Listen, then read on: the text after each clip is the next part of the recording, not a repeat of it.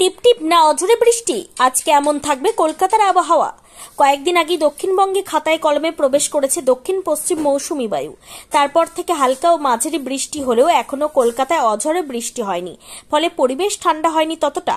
তবে কবে ভরপুর বৃষ্টি হবে তার আশাতেই এখন দিন গুনছেন কলকাতার মানুষ। সোমবার আবহাওয়া দপ্তরের তরফে যে পূর্বাভাস দেওয়া হয়েছে তাতে মঙ্গলবার কলকাতার আকাশ সাধারণত মেঘলা থাকলেও খুব একটা বৃষ্টির সম্ভাবনা নেই। জানানো হয়েছে 2-1 পশলা বৃষ্টি হতে পারে কলকাতায়।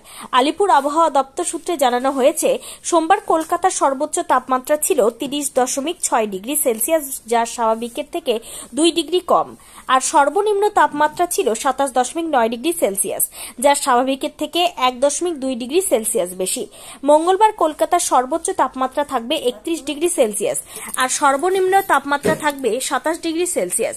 রবিবার সকাল 8:30 থেকে সোমবার সকাল 8:30 পর্যন্ত বাতাসে আর্দ্রতার পরিমাণ ছিল 92% ও সোমবার বিকেল 5:30 পর্যন্ত ছিল 86%।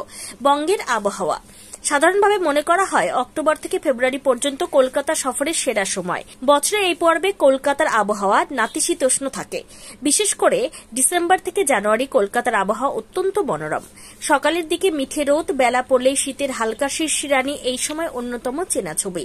নভেম্বর থেকে ফেব্রুয়ারি পর্যন্ত একাধিক উৎসবের আসর বসে সিটি অফ জয়ে। মার্চ থেকে বসন্তের আমেজ, এপ্রিল মে প্রখর গ্রীষ্মের পর বর্ষা ঢোকে জুনের দ্বিতীয় সপ্তাহের প্রথম দিকে। তারপর অগস্ট পর্যন্ত বৃষ্টি। সেপ্টেম্বরেও বেশ গরম থাকে মহানগর, যদিও সাময়িক ঝড় বৃষ্টি মাঝে মধ্যে তাতে রেহাই নেই। ভৌগোলিক অবস্থান: হুগলি নদীর পূর্ব তীর ও বঙ্গোপসাগরের উত্তর দিকে অবস্থিত কলকাতা পশ্চিমবঙ্গের রাজধানী। ভারতের বড় শহরের তালিকায় অন্যতম এই মহানগর।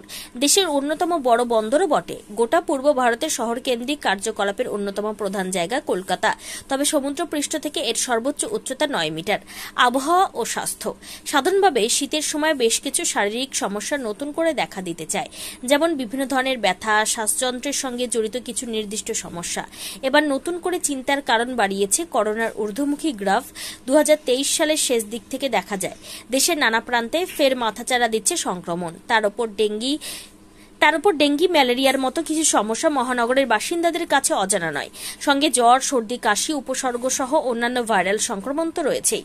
সব দেখে রোগ, জ্বর, বালাই সম্পর্কে সতর্ক থাকতে বলছেন চিকিৎসকরা। আর গরমের হাত থেকে বাঁচতে তৈরি থাকতে হবে আরও কিছু চেনা জানা নিয়মবিধি, ঢাল তরোয়াল নিয়ে।